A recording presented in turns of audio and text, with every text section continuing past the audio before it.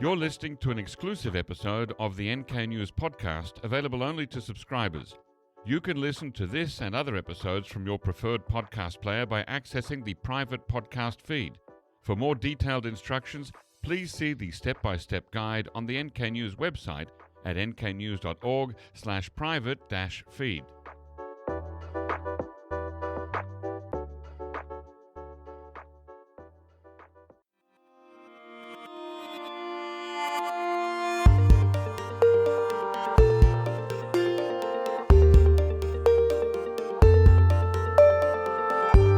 Hello listeners and welcome to the NK News podcast. I'm your host, Jacko Zwetsloot, and this episode was recorded in the NK News studio on Thursday, the 22nd of May, 2025. And we have a returning guest today, and that's Professor Moon Chung-in, Professor Emeritus at Yonsei University and one of South Korea's most influential scholars of inter-Korean relations. He has served as special advisor on unification, diplomacy, and national security to former President Moon Jae-in, and has also been has long been a key advocate for diplomatic engagement with North Korea. He was last on the NK News podcast all the way back in May 2019, almost exactly 6 years ago, on episode 71. So if you want to go back and listen to that one, by all means. Welcome back on the show, Professor Moon. Hi, thank you very much for inviting me. Well, thanks for your time today. So you've been, as I mentioned in the introduction, you've been close to inter-Korean diplomacy for decades, but you said in early 2024, just over a year ago, that we're in a brave new world with North Korea. If Lee Jae-myung is elected on June 3rd, do you believe there's any real possibility of rebuilding the inter-Korean relationship, or has that window already closed? It will be very difficult. I think the window is closed. No, North Korea made it very clear. Temporarily or sort of longer term? It all depends. Yeah. First of all, it will inter-Korean relations will very much depend on DPRK-U.S. relations. Yes. And DPRK-U.S. relations will be conditioned by what would go on in Ukrainian front, and also what will happen current negotiation with Iran. And Iran, okay. And at the same time, what President Trump can do with Chairman Kim Jong-un. Yeah. Those are the three important factors. Okay, and we'll return to them later, but let's start immediately with what you said, that the DPRK doesn't seem interested. Kim Jong-un said at the end of 2023 that he's no longer interested in peaceful unification with the South. And during last year, we saw a number of signs that really put that anti-unification policy into practice. And last month, we had some foreigners who visited North Korea to go to Pyongyang for the marathon, and they also reported that unification is not something that the North Korean people want to talk about anymore. So do you believe that this is the end of the road for unification dreams? No, unification is a process, and it could take a much longer period, and Kim Jong-un can change. Mm-hmm. But the current form of unification will be very, very difficult because Kim Jong-un perceived inter-Korean relations as hostile relations. And Kim Jong-un came to the conclusion that it doesn't matter what kind of regime comes in South Korea, whether it's a progressive or conservative. They're all interested in changing regime in North Korea. Therefore, there's no reason for us to engage with South Korea. And also, if you look at all the evidences, North Korea has given up its old strategy of united front. Yeah. Okay? That means what? United front strategy means what? Just creating underground support base in South Korea, and when opportunity comes, then they will, help to change the regime in South Korea so that North Korea can communise South Korea. Right. But North Korea get rid of, its Department of United Front within Korea Workers' Party, and also North Korea eliminated all the, agencies dealing with inter-Korean relations. That means what? North Korea has formally declared the end of united, front strategy. When you say unification is a process, in your mind, could this be a process that lasts hundreds of years? No, it all depends on how you define unification. Yeah. It could mean one nation, one state, one government, one regime. Mm-hmm. But that can be done either through unification by absorption on the South Korean initiative, or communization of the Korean peninsula under North Korean leadership. Mm-hmm.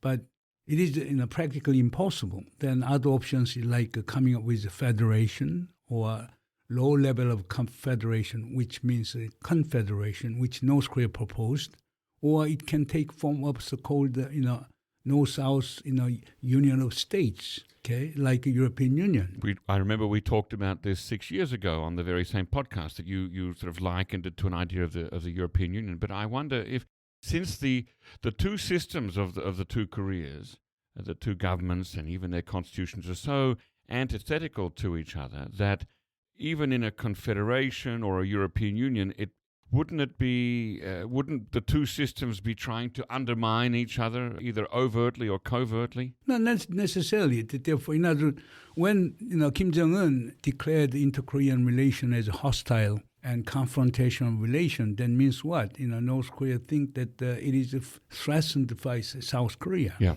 And what North Korea is saying is this: okay, we are now two separate states. Mm-hmm. Let us abide by international law. What is international law? International law stipulate that all the states respect mutual sovereignty and territoriality and do not engage in interfere with domestic political affairs. Therefore, what Kim Jong-un is sending message to the South is very simple. Okay, respect our territory, our sovereignty, and do not interfere with our internal affairs.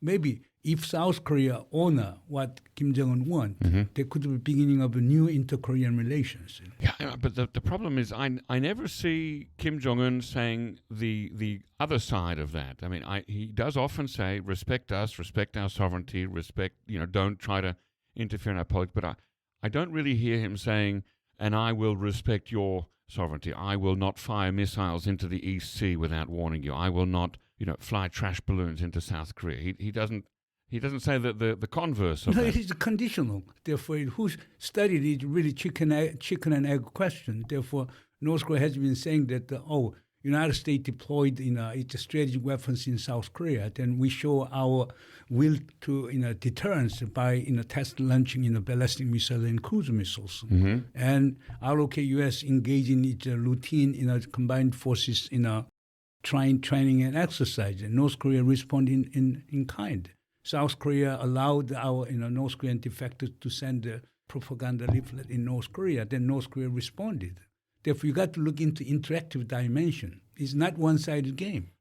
That's true, but what I'm saying is that the language from Kim Jong-un and from his sister and from North Korea tends to come more in the ways of threats rather than, if you respect us, we'll respect you.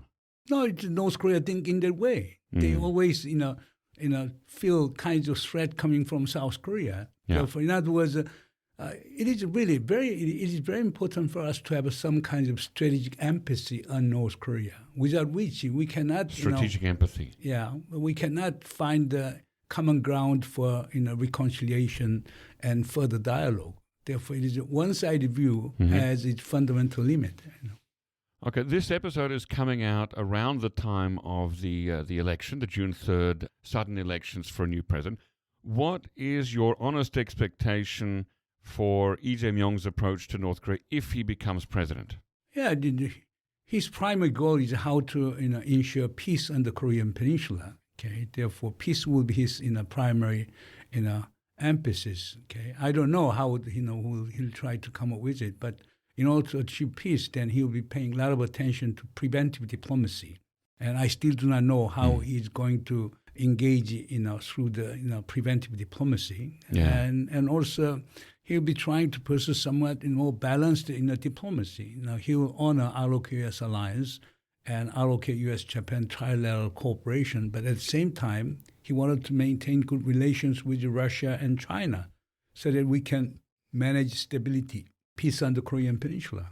He was, as governor of Gyeonggi province, he was very pro-engagement. Sometimes he even styled himself as being more pro-engagement than President Moon Jae-in at the time, and was looking at ways of doing economic engagement region to region. But in the last year, and now that he's campaigning, he doesn't talk so much about North Korea or engagement. What do you think has changed, and should we be worried about that? Practically, it is impossible to engage with North Korea economically, and also he was trying to engage with North Korea through economic cooperation. Yeah. Now he's now legally, charged by the prosecutor's office. Now he and his former deputy governor are going through the legal process. Right. Therefore, he's not in the position to raise that issue. Okay. So, and if he does become elected, that might change, do you think? No, but we have a international sanction regime, and America is pursuing bilateral sanction on North Korea, Right. and therefore, overall international legal and institutional environment is not favorable to his pursuit of economic engagement with North Korea. Yeah.